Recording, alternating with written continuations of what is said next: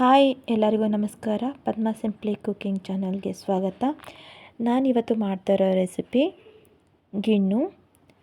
ಸಾಂಪ್ರದಾಯಿಕವಾಗಿ ಹೇಗೆ ಮನೆಯಲ್ಲೇ ಮಾಡೋದು ಅಂತ ನೋಡೋಣ ಬನ್ನಿ. ನೋಡಿ ಎಷ್ಟು ಚೆನ್ನಾಗಿ ಬಂದಿದೆ ಅಲ್ವಾ. ಮಾಡಿ ಆದಮೇಲೆ ಫುಲ್ಲು ತಣ್ಣಗಾದಮೇಲೆ ನಾನು ಈಗ ಒಂದು ಸೌಟಿನ ಸಹಾಯದಲ್ಲಿ ಪ್ಲೇಟ್ಗೆ ಹಾಕ್ಕೊಳ್ತಾ ಇದ್ದೀನಿ. ನೋಡಿ ಎಷ್ಟು ಚೆನ್ನಾಗಿ ಬಂದಿದೆ. ಕೇಕ್ ಕಟ್ ಮಾಡ್ದಂಗೆ ಆಗಿದೆ. ಬನ್ನಿ ಈಗ ಹೇಗೆ ಮಾಡೋದು ಅಂತ ನಾವು ಇಂಗ್ರೀಡಿಯೆಂಟ್ಸು ಏನೇನು ಬೇಕು ಅಂತ ಮಾಡ್ತಾ ಹೋಗೋಣ ವಿಡಿಯೋದಲ್ಲಿ. ನಾನಿಲ್ಲಿ ಒಂದು ಪಾತ್ರೆ ತೊಗೊಂಡಿದ್ದೀನಿ. ಗೀಬು, ಹಾಲು ಮತ್ತು ಬೆಲ್ಲ ತೊಗೊಂಡಿದ್ದೀನಿ. ಇದನ್ನೆಲ್ಲ ಚೆನ್ನಾಗಿ ಮಿಕ್ಸ್ ಮಾಡ್ಕೋಬೇಕು. ಅದಕ್ಕೆ ಮಿಕ್ಸ್ ಮಾಡಲಿಕ್ಕೆ ಒಂದು ಪಾತ್ರೆನ ತೊಗೊಂಡಿದ್ದೀನಿ. ಈ ಪಾತ್ರೆಗೆ ನಾನು ಒಂದು ಸೋಸೋದಕ್ಕೆ ಈ ಥರ ಟೀ ಸೋಸ್ತೀವಲ್ಲ ಅದರೊಳಗೆ ಹಾಲನ್ನು ಸೋಸ್ಕೊಳ್ತಾ ಇದ್ದೀನಿ. ನೋಡಿ 1 ಲೀಟರ್ ಹಾಲು ತೊಗೊಂಡಿದ್ದೀನಿ ನಾನಿಲ್ಲಿ. 1 ಲೀಟರ್ ಹಾಲನ್ನು ನೀಟಾಗಿ ಈ ರೀತಿ ಸೋಸ್ಕೊಳ್ತಾ ಇದ್ದೀನಿ. ಇದು ತುಂಬಾ ಆರೋಗ್ಯಕ್ಕೆ ತುಂಬ ಒಳ್ಳೆಯದು. ವರ್ಷಕ್ಕೆ ಒಂದು 2ರಿಂದ 3 ಸಾಲಿನಾರು ತಿನ್ನಿ, ತುಂಬ ಒಳ್ಳೆಯದು ಆರೋಗ್ಯಕ್ಕೆ. ನೋಡಿ ನಾನು 1 ಲೀಟರ್ ಹಾಲಿಗೆ 1 ಟೀ ಗ್ಲಾಸಷ್ಟು ಇದು ಗೀಬ್ ಅಂತ ಹೇಳ್ತಾರೆ, ಗೀಬನ್ನು ಹಾಕ್ಕೊಳ್ತಾ ಇದ್ದೀನಿ. 1 ಗ್ಲಾಸು ಫುಲ್ಲು 1 ಲೀಟರಿಗೆ ಬೇಕಾಗುತ್ತೆ. ನಿಮಗೇನಾರು ಇನ್ನೂ ಸ್ವಲ್ಪ ಗಟ್ಟಿ ಬೇಕು ಅಂದರೆ ಇನ್ನೊಂದು 1/4 ಗ್ಲಾಸನ್ನ ಹಾಕ್ಕೋಬೋದು. 2 ಏಲಕ್ಕಿನ ನಾನು ಚೆನ್ನಾಗಿ ಪೌಡ್ರ್ ಮಾಡಿ ಇಟ್ಕೊಂಡಿದ್ದೆ, ಅದನ್ನು ಕೂಡ ಹಾಕ್ಕೊಳ್ತಾ ಇದ್ದೀನಿ. ಈಗ ಪುಡಿ ಬೆಲ್ಲ ಚೆನ್ನಾಗಿ ಕುಟ್ಟಿ ಇಟ್ಕೊಂಡಿದ್ದೀನಿ. ಈ ಪುಡಿ ಬೆಲ್ಲ ಕೂಡ ಹಾಕ್ಕೊಂಡೆ. ನಾನು 1 ಲೀಟ್ರ್ ಹಾಲಿಗೆ ಇಲ್ಲಿ 1.5 ಬೌಲಷ್ಟು ಬೆಲ್ಲನ ಹಾಕ್ಕೊಳ್ತಾ ಇದ್ದೀನಿ. ನೋಡಿ ಇಷ್ಟೇ. ಈ 4 ಐಟಮ್ಸ್ನ ಕೂಡ ಹಾಕ್ಕೊಂಡ್ಬಿಟ್ಟು ಚೆನ್ನಾಗಿ ಮಿಕ್ಸ್ ಮಾಡ್ಕೋಬೇಕು. ನೋಡಿ ಈ ರೀತಿ ಚೆನ್ನಾಗಿ ಮಿಕ್ಸ್ ಮಾಡ್ಕೊಳ್ಳಿ ಸ್ಪೂನಲ್ಲಿ. ಈ ರೀತಿ ಚೆನ್ನಾಗಿ ಮಿಕ್ಸ್ ಮಾಡ್ಕೋಬೇಕು.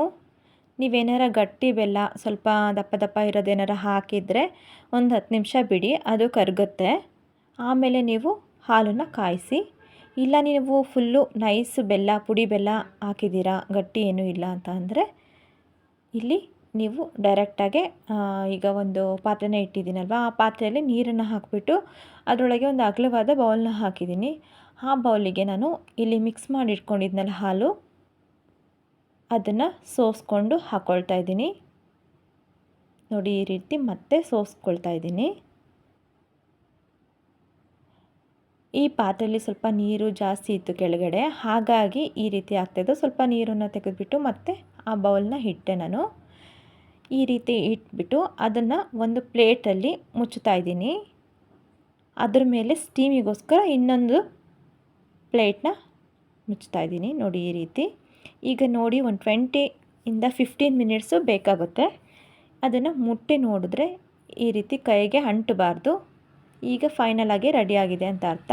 ಒಂದು 15ಇಂದ 20 ಮಿನಿಟ್ಸು ಬಿಟ್ಟಾದಮೇಲೆ ಈ ರೀತಿ ತೆಗೆದು ಇಟ್ಕೊಳ್ಬೇಕು. ಫುಲ್ಲು ಇದು ಗಿಣ್ಣು ತಣ್ಣಗಾಗಬೇಕು, ಅಲ್ಲಿವರೆಗೂ ಬಿಡಬೇಕು. ಬಿಸಿದೆ ತಿನ್ನಬಾರ್ದು ಗಿಣ್ಣು.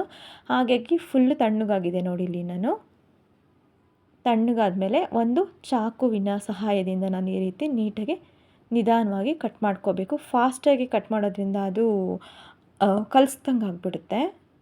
ನೋಡಿ ಈ ರೀತಿ ಕಿತ್ಕೊಂಬರುತ್ತೆ, ಶೇಪು ನೀಟಾಗಿ ಬರಲ್ಲ. ನಿಧಾನವಾಗಿ ನಾವು ಕಟ್ ಮಾಡ್ಕೋಬೇಕಾಗುತ್ತೆ.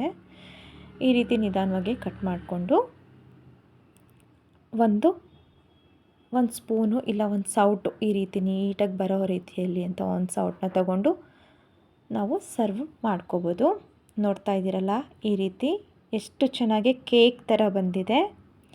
ನೀವು ಬೇಕಾದ್ರೆ ಕೋಲ್ಡ್ ಬೇಕು, ಐಸ್ ಕ್ರೀಮ್ ತಿಂದಂಗೆ ಹಾಕಬೇಕು ಅಂದರೆ ಫ್ರಿಡ್ಜ್ನಲ್ಲಿ ಕೂಡ ಇಟ್ಬಿಟ್ಟು 1 ಅವರ್ ಬಿಟ್ಟು ತಿನ್ನಿ, ಚೆನ್ನಾಗಿರುತ್ತೆ ಟೇಸ್ಟು. ನೋಡ್ತಾ ಇದ್ದೀರಲ್ಲ ಎಷ್ಟು ಚೆನ್ನಾಗಿ ಕೇಕ್ ಥರ ಬಂದಿದೆ.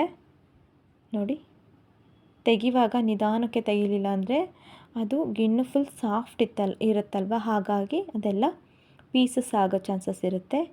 ನೋಡಿ ಎಷ್ಟು ಚೆನ್ನಾಗಿದೆ ಅಲ್ವಾ, ಕೇಕ್ ಥರ ಇದೆ. ಯಾರಿಗೆಲ್ಲ ವಿಡಿಯೋ ಇಷ್ಟ ಆಗಿದೆ ಪ್ಲೀಸ್ ಸಬ್ಸ್ಕ್ರೈಬ್ ಮಾಡ್ಕೊಳ್ಳಿ, ಹಾಗೆ ಶೇರ್ ಮಾಡಿ, ಒಂದು ಲೈಕ್ ಕೊಡೋದನ್ನು ಮರಿಬೇಡಿ. ಎಷ್ಟು ಚೆನ್ನಾಗಿದೆ ಅಂದರೆ ಟೇಸ್ಟು ತುಂಬ ಚೆನ್ನಾಗಿರುತ್ತೆ ಗಿಣ್ಣು. ಆರೋಗ್ಯಕ್ಕೂ ಕೂಡ ಅಷ್ಟೇ ಒಳ್ಳೆಯದು. ಟ್ರೈ ಮಾಡಿ ನೋಡಿ ಹೇಗೆ ಬಂತು ಅಂತ ಹೇಳಿ. ವಿಡಿಯೋ ನೋಡಿದ್ದಕ್ಕೆ ಥ್ಯಾಂಕ್ ಯು. ಬಾಯ್ ಎಲ್ಲರಿಗೂ.